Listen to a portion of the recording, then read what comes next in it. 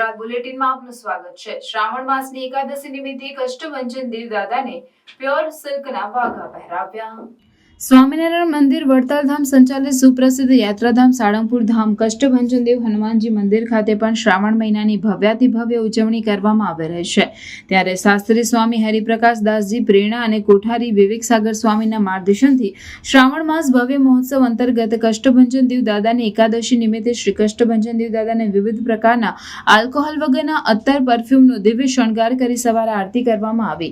દાદાને પહેરાવાયેલા વાઘા વિશે કોઠારી સ્વામીએ જણાવ્યું કે આજે દાદાને વિશેષ વાઘા પહેરાવવામાં આવ્યા છે। દાદાના સફેદ રંગના વાઘા પ્યોર સિલ્કના કાપડના છે।